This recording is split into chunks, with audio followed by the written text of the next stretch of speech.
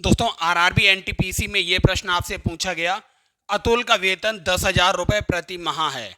वह 6,000 घर के किराए पर और 2,500 बिलों पर खर्च कर देता है और बाकी धनराशि उसकी मासिक बचत है।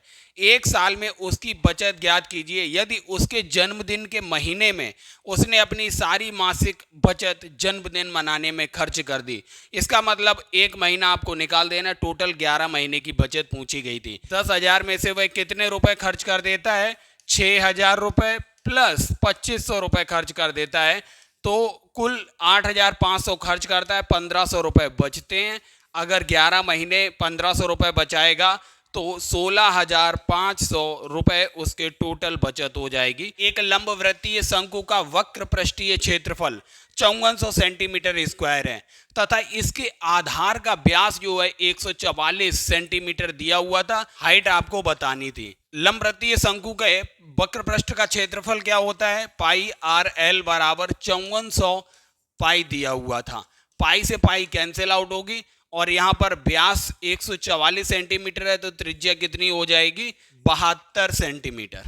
इसे हल करेंगे तो 18 3 54 हो जाएगा, 18 चौक 72 हो जाएगा, 4 सत्ते 28, 4 पंजे 20, ये आएगी। तिर्यक ऊंचाई जो है 75 है, इसकी त्रिज्या है दोस्तों 72। तो आप पाइथागोरस से निकाल लेंगे, हाइट हो जाएगी अंडर रूट 75 का स्क्वायर माइनस 72 का स्क्वायर बराबर क्या हो जाएगा?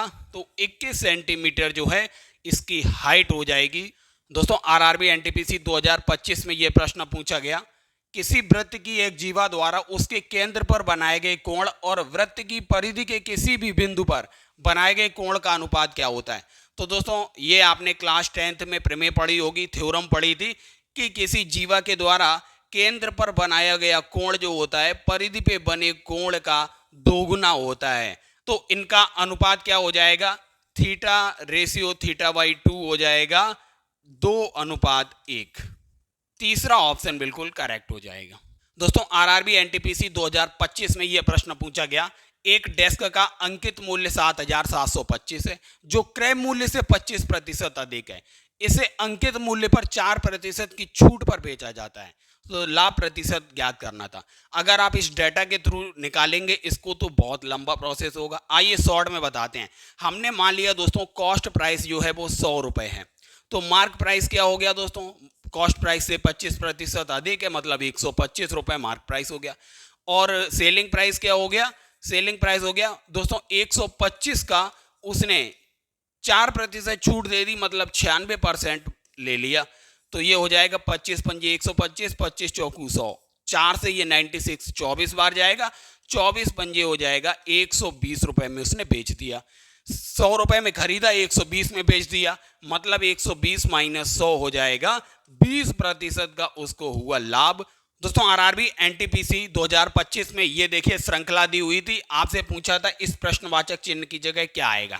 अगर आप दोस्तों देख रहे होंगे 802 में से 2 जाएगा, 800 बचेगा, फिर इधर 4 माइनस कर दिया, फिर इसके बाद 6 माइनस हुआ, 6 के बाद 8 माइनस हुआ, 8 के बाद यहाँ 10 माइनस होना था, 782 माइनस 10 772, दूसरा ऑप्शन करेक्ट होगा। दोस्तों आरआरबी एनटीपीसी 2025 में यह प्रश्न पूछा गया, 25 वास्तविक संख्याओं का समांतर माध्य 110 है। यदि 10 संख्याओं में से प्रत्येक में 12.5 की वृद्धि की जाती है और अन्य 10 संख्याओं में से प्रत्येक में 15 की वृद्धि की जाती है तथा जो बची 5 शेष संख्याएं उनमें कोई परिवर्तन नहीं किया जाता, तो समांतर माध्य का मान ज्ञात करना है। 12.5 की अगर 10 संख्याओं में वृद्धि होगी तो टोटल कितनी वृद्धि हो गई? 10 से गुणा करेंगे, 125 अंक यहां बढ़ गए, और 15 की वृद्धि 10 संख्याओं में यहां भी कर दी गई, तो 15 गुणा 10 हो गया 150, तो टोटल कितना बढ़ गया? 275 अंक टोटल बढ़ गए। टोटल पद कितने हैं? 25 संख्याएं थी ना, तो 25 से डिवाइड कर देंगे, ये आएगा 11। पहले समांतर माध्य था 110, अब इसमें 11 और बढ़ गया, तो 110 में 11 जोड़ेंगे 121, इसका बिल्कुल करेक्ट ऑप्शन हो जाएगा। ये दोस्तों देखिए आरआरबी एनटीपीसी 2025 में आपसे प्रश्न पूछा गया। क्या प्रश्न है? मंजीत अपनी आय का 40% खर्च कर देता है। यदि वह 18,000 रुपए बचाता है तो उसकी आय कितनी होगी रुपए में पूछी गई थी। अगर दोस्तों 40% वह खर्च कर रहा है तो बचा कितना रहा है? टोटल सैलरी का वह 60% बचा ले रहा है, तो x गुणा 60/100 हो जाएगा। 18,000 के बराबर उसकी बचत दी थी। 0 से 0 कैंसिल आउट होगा, तो x बराबर हो जाएगा 18,000 गुणा 10/6। 6 3 18 हो जाएगा। तो 30,000 रुपए जो थी दोस्तों उसकी मासिक आय थी। दोस्तों आरआरबी एनटीपीसी में देखिए सीआईएसआई से यह क्वेश्चन पूछा गया, यदि 47,100 रुपए को 9% वार्षिक ब्याज की दर से 2 वर्ष के लिए जमा किया जाता है, तो वार्षिक रूप से संयोजित चक्रवृद्धि ब्याज और साधारण ब्याज के बीच अंतर, तो डिफरेंस हमेशा याद रखिए, इसकी शॉर्ट ट्रिक क्या होती है, मूलधन गुणा r²/100 का स्क्वायर। इसमें देखिए डिफरेंस आपको निकालना था, मूलधन दिया था 47,100 रुपया, आर मतलब 9% दिया तो 81 हो जाएगा, अपॉन 100 इंटू 100। 00 से 00 कैंसिल, 471 का गुणा 81 से करेंगे तो ये 38,151 आएगा, और नीचे 100 है तो हो जाएगा 381.51 रुपए टोटल डिफरेंस। दूसरा ऑप्शन करेक्ट होगा। दोस्तों आरआरबी एनटीपीसी 2025 में यह प्रश्न पूछा गया, व्यक्तियों के एक समूह में पुरुष, महिलाएं और बच्चे शामिल हैं। इनमें 20% पुरुष हैं, 50% महिलाएं और बाकी बच्चे हैं। उनका एवरेज वेट क्रमशः दिया था 45 केजी, 60 केजी और 20 केजी। तो समूह का औसत वजन निकालना था। दोस्तों एवरेज वेट क्या हो जाएगा, अगर हमने मान लिया टोटल 100 लोग हैं, तो देखिए 20 पुरुष होने का मतलब हो गया 45 गुणा 20 करेंगे तो 900 आएगा, प्लस अगर 50 महिलाएं हैं तो 60 केजी अगर औसत वजन है तो 6 पंजे 30, 3,000 केजी उनका टोटल वजन हो गया। बाकी के बच्चे हैं मतलब 30 बच्चे हैं तो उनका एवरेज वेट 20 है, तो 3 दूनी 600 टोटल वजन उनका हो गया। और टोटल कितने लोग हैं, 100 लोग हैं, इससे डिवाइड करिए तो एवरेज वेट सबका मिल जाएगा। ये आएगा 4500/100। इसे जब हल करेंगे तो आएगा 45 जो होगा पूरे समूह का एवरेज वेट आ जाएगा। आरआरबी एनटीपीसी 2025 में यह प्रश्न पूछा गया, कमलेश ने 10,000 रुपए में कुछ साड़ियां खरीदी और सूट खरीदे।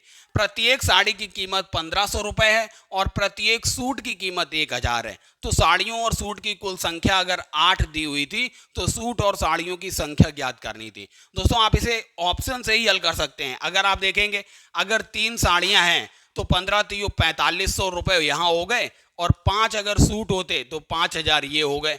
अब देखिए इन दोनों को ऐड करने पे 10,000 आना था, यहाँ पे 9500 आएगा, पहला ऑप्शन नहीं होगा, इसलिए चौथा ऑप्शन बिल्कुल करेक्ट हो जाएगा। 15 चौकू 60, 6,000 यहाँ हो गया, प्लस 4,000 ये हो गया, 6 4 10,000 जो दिया हुआ था।